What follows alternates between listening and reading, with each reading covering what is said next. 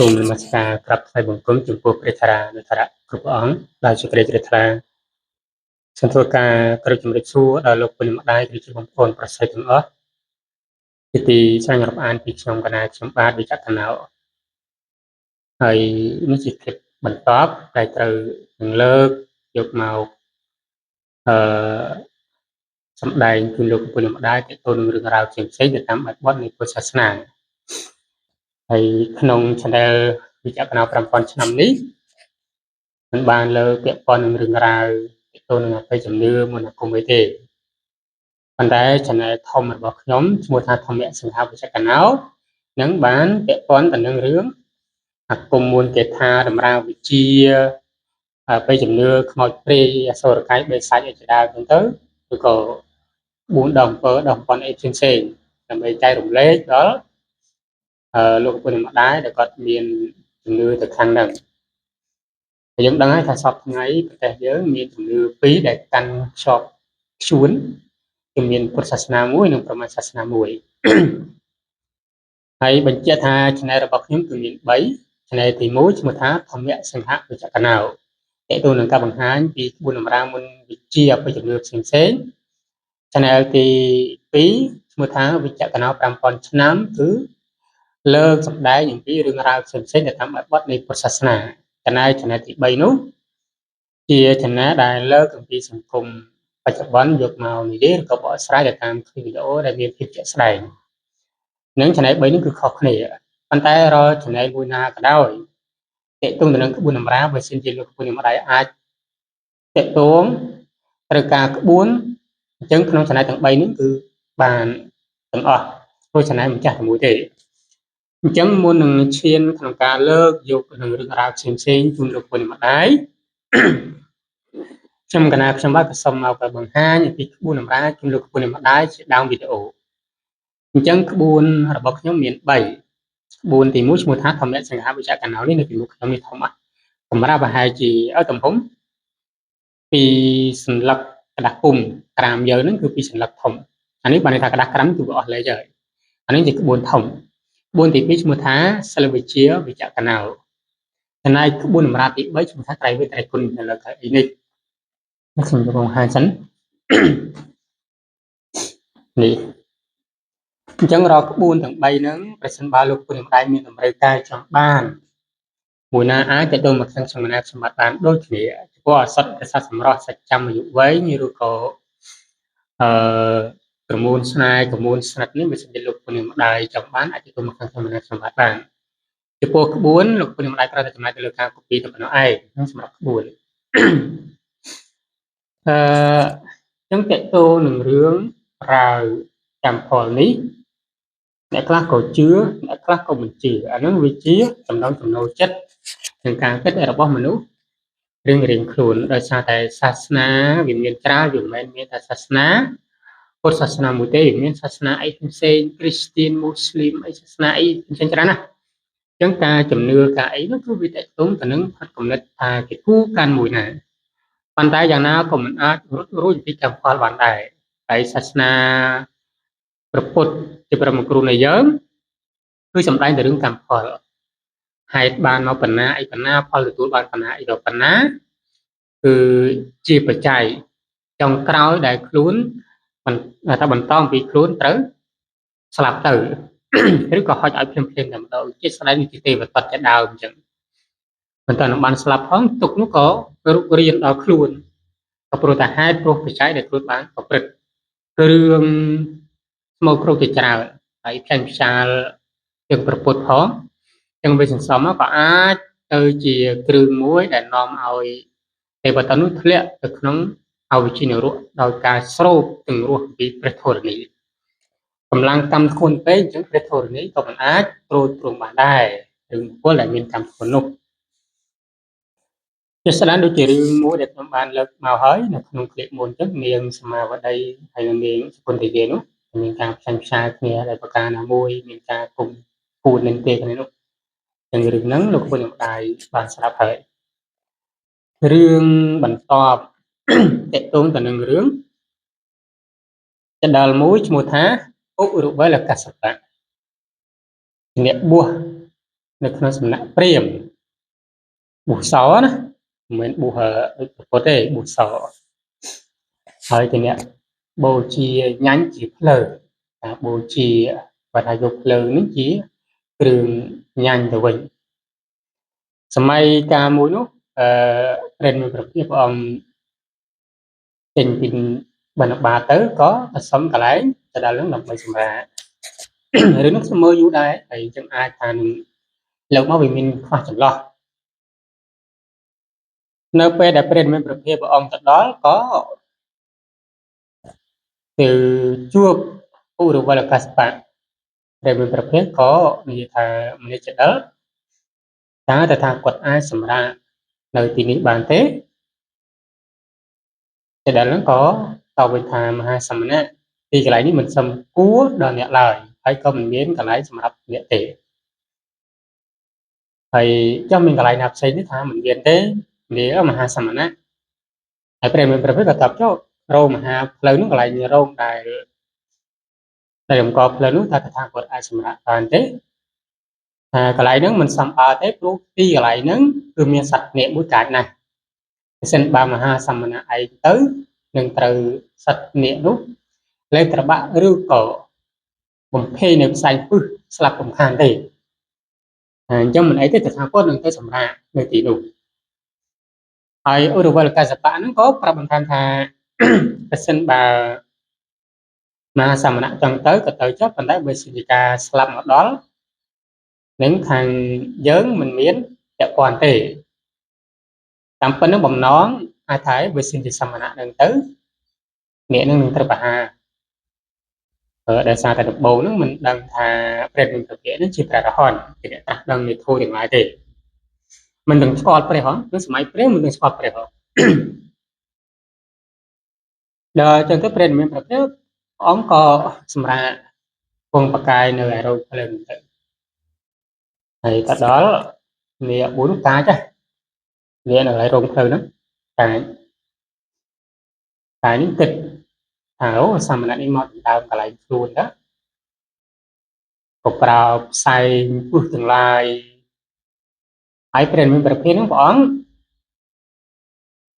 តាំងក្នុងចិត្តថាប្រសិនបើតថាគតនឹងសម្ដែងរិទ្ធមុនដល់អ្នកនេះច្បាស់នេះច្បាស់ថាអ្នកនឹងមិនប្រកាសអីដល់យើងឡើយហើយពួកចរិតទាំងឡាយនឹងមិនជឿអំពីការត្រាស់ដឹងរបស់យើងទេអញ្ចឹងព្រះមានព្រះភិក្ខអង្គអត់សម្ដែងរិទ្ធទេទុកឲ្យអ្នកនឹងសម្ដែងរិទ្ធមុនប្រើទាំងវិផ្សែងពឹសភ្លើងពឹសប្រើអស់រួចអស់លីងហើយចង្កូមអ្នកសំបីតែចង្កូមក៏មានពឹសអាចនឹងប៉ះទៅស្លាប់ភ្លាមៗទៅមកអ្នកនឹងពឹសខ្លាំងណាស់អ្នកនឹងចឹងនៅពេលដែលប្រើអស់រិទ្ធអំណាចហើយចឹងទៅក៏សុំព្រះមានប្រភេទនឹងចោះចាញ់ដែលគាត់ថាអូសមណៈនេះមានរិទ្ធច្រើនណាស់ណាបន្តឡើយហើយចឹងក៏សុំចោះចាញ់ហើយព្រះមានប្រភេទព្រះអង្គថាបើសិនជាអ្នកចោះចាញ់តថាគតចូលអ្នកសម្ដែងរិទ្ធយ៉ាងម៉េចចូលនៅក្នុងបទថាគតមកហើយអ្នកហ្នឹងក៏សម្ដែងរិទ្ធមូខ្លួនទូចូលនៅក្នុងបាតរបស់ព្រះមានប្រភេទទាំងព្រឹកឡើងព្រះមានប្រភេទហ្នឹងក៏មកប្រាប់ចដិលមនីចដិលឃើញទេតថាគតអាចចាប់អ្នកបានក៏បើកបាទៅឲ្យចដិលមើលហើយចដិលហ្នឹងក៏គិតថាសមណៈនេះមានរិទ្ធច្រើនណាស់តែទៅយ៉ាងណាក៏មិនខ្លាំងដល់ខ្លួនអីដែរអាត្មាអញនៅតែខ្លាំងជាងគាត់អញជាព្រះរហន្តវាអីចឹងទៅតែចឹងទៅចដិលហ្នឹងក៏ប្រាប់ថាឥឡូវនេះមហាសមណៈសម្រាប់នីតិកន្លែងយើងនេះចុះហើយព្រះមានព្រះភិក្ខអង្គថាគាត់អត់សម្រាប់នីតិនេះទេប៉ុន្តែថាគាត់អាចសម្រាប់នៅទីស្បាតណាព្រៃស្បាតណានៅក្បែរនេះបានព្រះអង្គទៅសម្រាប់ទៅអញ្ចឹងនៅពេលរាត្រីយប់នោះមានស្ដេចនៃទេវតាទាំង4មានស្ដេចពេទ្រតជាដើមអីចឹងទៅមកសួរទូលសំណួរថ្វាយចំពោះព្រះមានព្រះភិក្ខអំពីសំណួរផ្សេងអីចឹងទៅហើយមានភ្លើងភ្លឺចាចពេញទីកន្លែងនៃព្រះមានព្រះភិក្ខគុំហើយព្រឹកឡើង តែនឹងសួរថាយកមិនតាមមហាសមណៈមានអីជាប្រកាសបានជាពន្លឺភ្លឺស្វាងចេញបាស់នៅកន្លែងទីនៃនៃមហាសមណៈព្រះមេប្រភេទនោះប្រាប់ថាមិនមានអ្វីក្រៅអំពីពពួកនៃស្ដេចទេវតាទាំងឡាយ4ដែលមកទូលនៃប្រស្នារបស់យើងតថាគតទេហើយចដលនឹងលឺអញ្ចឹងទៅអស្ចារ្យណាស់សមណៈនេះសំបីតែស្ដេចនៃទេវតាទាំង4ហ្នឹងក៏មកទូលសួរសំណួរអីផ្សេងពោះខ្លួនតែយ៉ាងណាក៏មិនខ្លាំងដល់ខ្លួនអាត្មាអញដែរព្រោះអាត្មាអញជាព្រះអរហន្តស្រេចហើយតែនៅតែគិតអញ្ចឹងទេគិតអួសម្ញែងខ្លួនដោយប្រការណាមួយគ្រប់អញ្ចឹងទៅយប់ទី2រាត្រីទី2ហ្នឹងផ្អិនមកម្ដងពន្លឺភ្លឺស្វាងជះសពទីកន្លែងហ្នឹងភ្លឺដូចដែលព្រះច័ន្ទដែលពេញវងហើយចន្លោះនៃការភ្លឺហ្នឹងគឺយើងអាចមើលឃើញមនុស្សច្បាស់ចន្លោះនៃការភ្លឺពីគលៀតមួយទៅគលៀតមួយហ្នឹងអាចមើលឃើញមនុស្សច្បាស់ពន្លឺហ្នឹងគឺស្អាតណាស់ដល់ព្រលឹមឡើងតែនឹងសួរទៀតតើពន្លឺអ្វីយ៉ាងមិនដែលមានប្រកាសដល់មហាសមណៈដែលមានព្រះអង្គសម្ដែងថាមានពន្លឺអ្វីក្រៅពីពន្លឺនៃព្រះអិនទេហើយព្រះអិនក៏ចោះមកដើម្បីមកសួរវិសាចច្ឆានៃសំណួរផ្សេងដើម្បីដោះស្រាយផងដែរអញ្ចឹងទៅគេទៅសមណៈនេះប្រកាសណាសំថាដល់ស្ដេចនៃទេវតាទាំង4សម្រាប់ព្រះអិនក៏ចោះមកដែរណាអ្នកថាប្រកែតែយ៉ាងណាក៏មិនប្រកែដល់អាត្មាអញណាអាត្មាអញជាព្រះរហន្តហើយហើយនៅគិតចឹងទៀតព្រំយកទី3ព្រំម្ដងយកទី3នឹងព្រំចោះមកហើយពន្លឺនៃព្រំទាំងឡាយគឺសឹងតែភ្លឺមកទីវាលនៃផែនដីអានោះបើសិនជាពន្លឺព្រំចោះមកណាឲ្យប្រកាសភ្លឺពន្លឺនោះគឺមកទីវាលនៃផែនដីអានោះបើសិនជាព្រំហ្នឹងផ្សាយពន្លឺទៅនឹងអញ្ចឹងដល់ពេលព្រលឹមឡើងតែនឹងសួរទៀតថាចុះពន្លឺអ្វីដែលភ្លឺជាងពន្លឺសពដងតើមានរឿងអីប្រកបដល់មហាសមណៈថាពន្លឺដែលភ្លឺខ្លាំងជាងសពដងនោះជាសពប្រការដែលខ្លាំងជាងពន្លឺពីមុននោះមិនក្រៅអ្វីពីព្រំទេព្រោះព្រំចោះមកដើម្បីសួរនេះតថាគតនៅរឿងរ៉ាវផ្សេងអូប្រការណាសមណៈនេះអស្ចារ្យសូម្បីតែព្រំក៏ចោះមកដែរតែយ៉ាងណាក៏មិនអស្ចារ្យជាងអាត្មាណាព្រោះអាត្មាជាប្រហោតអញ្ចឹងគ្រឿងរបស់ពុរវលកសបៈនឹងមិនមានអ្វីក្រៅពីពួតខ្លួនឯងដែលមិនទាន់ប្រកបនៃវិជាណាមួយឡើយគេថាវិជាខ្លួនជាព្រះរហន្តនឹងមិនទាន់ដឹងថាដំណើរនៃព្រះរហន្តនឹងមានគ្រឿងបែបយ៉ាងម៉េចគឺអត់ដឹងទេប៉ុន្តែគឺអួតខ្លួនឯងថាជាព្រះរហន្តហើយចឹងទៅដើម្បី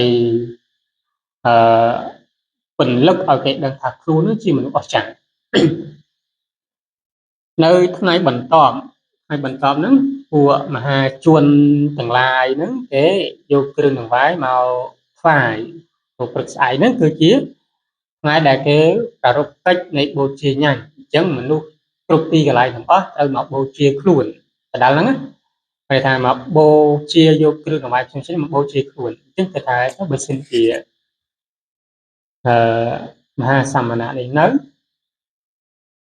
ម្ល៉េះពួកអ្នកដែលមកបូជាយើងគេនឹងអអន់សទ្ធាប្រកបណាស់ហើយនឹងទៅរកមហាសមណៈនេះជាបំផាន់ឡើងអញ្ចឹងយើងនឹងបាត់បង់លេខការៈដោយច្រើនអញ្ចឹងទៅគិតអញ្ចឹងឲ្យព្រះតែមានព្រះអង្គដឹងអញ្ចឹងនៅពេលដែលព្រះអង្គដឹងពីហេតុហ្នឹងហើយព្រមឡើងគឺព្រះអង្គទៅបិណ្ឌឯឋានឧត្តរគ្រុទ្វីបទៅបិណ្ឌឯឋានឧត្តរគ្រុទ្វីបឋានឧត្តរគ្រុទ្វីបនេះជាឋានមួយដែលមនុស្សនៅទីនោះដែលមានអាយុប្រកប1000ឆ្នាំហើយរាល់កូនរបស់ពួកគេនឹងកើតមក7ថ្ងៃគឺធំហើយ អត់បាច់ចាំមានការបំបើកដោះអត់មានបាច់ចាំទៅចិញ្ចឹមអីទេបើថានៅពេលដែលកើតមកភ្លាមយកទៅដាក់នៅផ្លូវបំបែកជា4អញ្ចឹងរាល់មនុស្សទាំងឡាយមកគ្រាន់តែដាក់ម្រាមដៃនៅមាត់គឺចេញមកដោះហើយកូននឹងរយៈពេល7ថ្ងៃគឺថយនៅក្នុងឋានឧត្តរគ្រោះទ្វីបគឺជាអ្នកបរិបូរដោយសិលកន្លែងហ្នឹងចឹងព្រះអង្គទៅបិណ្ឌកន្លែងហ្នឹងហើយមកឆាន់នៅចំពោះទ្វីបនេះវិញព្រោះយកពេលនៅចំពោះទ្វីបនេះវិញហើយដល់ពេលមកវិញពពួកនៃចដិលពពួកនៃចដិលហ្នឹងជាពិសេសនោះគឺឧរវលកសបៈបានជួបព្រះមេប្រភេទក៏បានពោលថាហើយចុះមហាសមណៈទៅឯណាព្រឹកមិញបានជាមិនឃើញដឹងនេះតើពួកមហាជនទាំងឡាយគេមកបូជាយើងច្រើនកោះកវាពេញទីសឹងតែរូបទីកន្លែងនគរមានអីចឹងទៅគេមកបូជាយើងច្រើនក្រៃលែងច្រើនទៅព្រះមេប្រភេទហ្នឹងព្រះអង្គសម្ដែងថាតថាគតមិននៅទេដោយហេតុព្រោះចដិលព្រោះមនីចដិលបានគិតហើយថាបើសិនជាតថាគតនៅនឹងបាត់បង់លេខការៈរបស់អ្នកម្ល៉េះហើយទៅតថាគតនឹងមិនចេញកណាឡើយអញ្ចឹងរយៈពេលចំនួនដល់ទៅ29ថ្ងៃដើម្បីសម្ដែងឲ្យឃើញថាចដិលហ្នឹងបានថ្វាយខ្លួនចំពោះព្រះមេប្រភេទបូជានៅក្នុងសាសនាថ្វាយខ្លួននៅក្នុងសាសនាហ្នឹងរយៈពេល29ថ្ងៃប្រាហេតុច្រើនណារាប់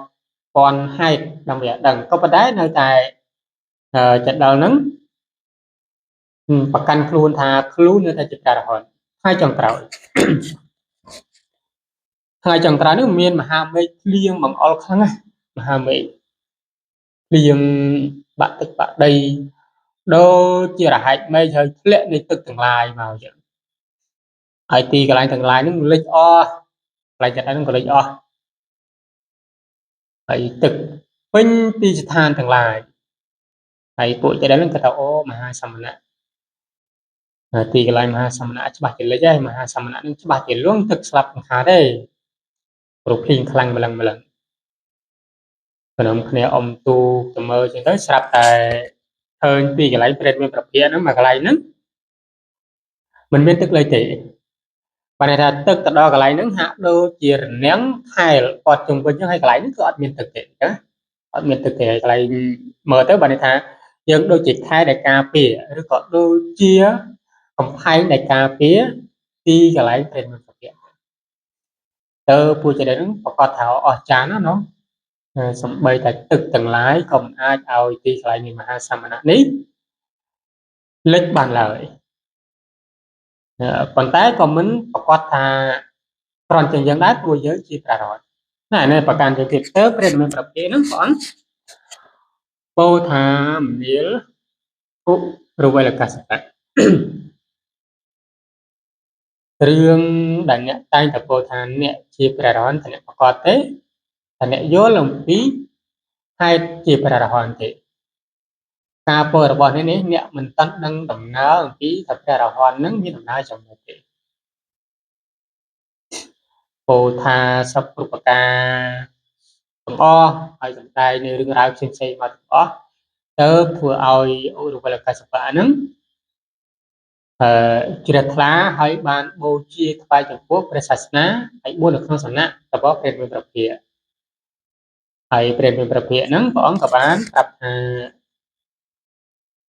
មនេឧរវេលកសបៈសាវករបស់អ្នកមានទាំងឡាយច្រើនបរិបូរគឺចំនួន5000គឺអ្នកហៅពួកគេមកបើសិនជាបួសទាំងអង្គក៏ពិបាកក្នុងការនិយាយដែរអញ្ចឹងហៅទាំងអស់មកដោយសារតែសាវកទាំង500របស់ចដិលហ្នឹងគឺជឿចដិលអញ្ចឹងបើសិនជាចដិលក៏ឧរវេលកសបៈនឹងថាបែបណាពួកគេនឹងធ្វើបាតុ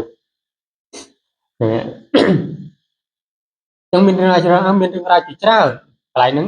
ខ្ញុំនិយាយរីកច្រឡំតិចតែពិតតែមិនតាន់ដល់កន្លែងហ្នឹងទេហើយថានៅពេលដែលពួកចដិលហ្នឹងទៅត្រាំទឹកទាំង500ហ្នឹងឡើងមកវិញព្រះមានប្រភេទសម្ដែងរិទ្ធឲ្យមាន ភ្លើងចំនួន500បន្លូកដើម្បីឲ្យពូជចរលហ្នឹងអាំងភ្លើងហ្នឹងហើយបន្ទាប់ពីហ្នឹងទៅបានមានរឿងមិនដែលខ្ញុំលើកមកមិននេះប្រហែលអស់ចាទាំងឡាយច្រើនណាសរុបទៅដូចជា1000ប្រហែល1000ជាងដែលព្រះអង្គសម្ដែងឲ្យអូរវេលកសបៈនឹងបានដឹងប៉ុន្តែអូរវេលកសបៈនឹងនៅតែប្រកាសខ្លួនថាខ្លួនជាព្រះរហន្តនៅតែប្រកែកជាងព្រះអីទៅតចុងក្រោយទៅព្រះនិមិត្តប្រធានព្រះអង្គសម្ដែងថាមនាលអូរវេលកសបៈអ្នកមិនទាន់ប្រកាសថាខ្លួនឯងជាព្រះរហន្តដោយប្រការណាមួយទេមិនទាន់ស្គាល់អំពីដំណើរនៃព្រះរហន្តទេប៉ុន្តែអ្នកតែងតែពោលថាខ្លួនឯងជាព្រះរហន្តទាំងដែរដំណើរនៃព្រះរហន្តនោះមិនទាន់ប្រកាសដល់អ្នកឡើយនៅកន្លែងហ្នឹងទៅបានជាអូរវេលកសបៈហ្នឹងមានចិត្តទន់តោទៅរកព្រះនិមិត្តប្រធានឲ្យថ្វាយខ្លួននោះហើយព្រះនិមិត្តប្រធានហ្នឹងក៏សម្ដែងថាទូអ្នកដឹកនាំសាវករបស់អ្នកទាំងឡាយមាន500នោះឲ្យមកបួសនៅក្នុងសំណាក់របស់អ្នកនេះមកហើយក្រាបថ្វាយបង្គំព្រះនិមិត្តប្រធានហើយអង្គក៏ពោលសម្ដែងបំបួសដោយពាក្យថាហេភិក្ខុទាំងឡាយអញ្ចឹងទាំងសក់កកោស្រេចស្បង់ជាពលទាំងឡាយនិងគ្រឿងបរិក្ខារទាំងឡាយកើតប្រកបដល់ភិក្ខុទាំងឡាយមានចំនួន501ភិក្ខុនឹងហើយពួកអហេភិក្ខុទាំងឡាយហ្នឹងកើតមកដោយសារអីដោយសារពីដើមគេជាអ្នកបូជាគ្រឿងស្បង់ស្បែកជីវរទាំងឡាយគ្រឿងស្បែកទាំងឡាយហ្នឹងទៅដល់សាសនាទៅដល់ពុទ្ធសាសនាទៅដល់អ្នកបួសទាំងឡាយអីចឹងទៅអញ្ចឹងគឺគ្រឿងទាំងឡាយហ្នឹងប្រកបកើតមាននៅក្នុងថ្ងៃអនាគតហើយក៏ជាអ្នកដែលធ្លាប់បួសនៅក្នុងសំណាក់នៅក្នុងសាសនាពុទ្ធសាសនាផងដែរអញ្ចឹងបានអ្នកបួសហ្នឹងមានសំណាងណាបើសិនជាបានបួសនៅក្នុងពុទ្ធសាសនាហើយជាអ្នកដើរតួសំខាន់ទី1គឺជាអ្នកត្រួតត្រងនៃពុទ្ធសាសនាទី2គឺជាអ្នកលះបង់ដើម្បីពុទ្ធសាសនាទី3គឺជាអ្នកបានបង្ហាញផ្លូវសម្រាប់ខ្លួនឯងផងទាំងបរិស័ទផងហើយនៅថ្ងៃអនាគតប្រកាសជាបានខ្លាចជាហេតុភិក្ខុគុំខានឡើយអានឹងចំណុចហ្នឹងប៉ុន្តែតតែដល់កំណត់ចុងក្រោយនៃព្រះនិមិត្តប្រធានដែលបានជួបព្រះនិមិត្តប្រធានអញ្ចឹងរឿងហ្នឹងវាមានប៉ុណ្ណឹងការលើកឡើងមកវាមានកន្លែងខ្វះខាតច្រើនដោយសារការចាំហ្នឹងវាមិនប្រកបដោយគ្រប់ហេតុគ្រប់ទូទេរឿងដែលខ្ញុំបានអានហ្នឹងវាយូរដែរហើយខ្ញុំរំលឹកមកខ្លះលើកមកជាហេតុជូនលោកព្រានអ្នកម្ដាយនេះដើម្បីបញ្ជាក់ថាកិច្ចដែលយើងត្រូវធ្វើបច្ចុប្បន្នទោះកិច្ចនឹងអាក្រក់ក្តីល្អក្តីហេតុដែលគួរក្តីហេតុដែលមិនគួរក្តីហេតុទាំងឡាយនោះនឹងប្រកបដល់យើងនៅកំណើតណាមួយនៅពេលដែលវាហុចឲ្យប្រកម្មទាំងឡាយហ្នឹងវាចែកច្រើនណាវាមានបឋមកកម្មផងអចិន្នកម្មផងឧបលេខកម្មផងវាមានច្រើនណាកម្មហើយវាមានហេតុទាំងឡាយកម្មដែលយើងធ្វើហ្នឹងហើយវានឹងប្រកបឲ្យអញ្ចឹងដំណើរមានពីរប្រសិនបើជាកម្មនោះវាហុចឲ្យល្អដំណើរនឹងទៅខាងល្អតែបើសិនជាកម្មនោះវាហុចឲ្យអាក្រក់អញ្ចឹងដំណើរនោះនឹងទៅកន្លែងដែលអាក្រក់អញ្ចឹងគឺមានប៉ុណ្ណេះតែនឹងត្រូវលើកជូនលោកពុទ្ធម្ដាយហើយបើសិនជាលោកពុទ្ធម្ដាយមានសំណួរអីក៏សួរអាចសាកសួរបាននៅក្នុង comment ផ្ដល់ជាមតិយោបល់ឲ្យបាននៅក្នុង comment ហើយសម្រាប់ជាការឆ្លើយតបនៃការសាកសងសម្ដីគ្នាដោយសម្ពួរនៅឲ្យដែរគួរលើគួរនិយាយខ្ញុំមានបណ្ដាឯងសូមគុណសូមជម្រាប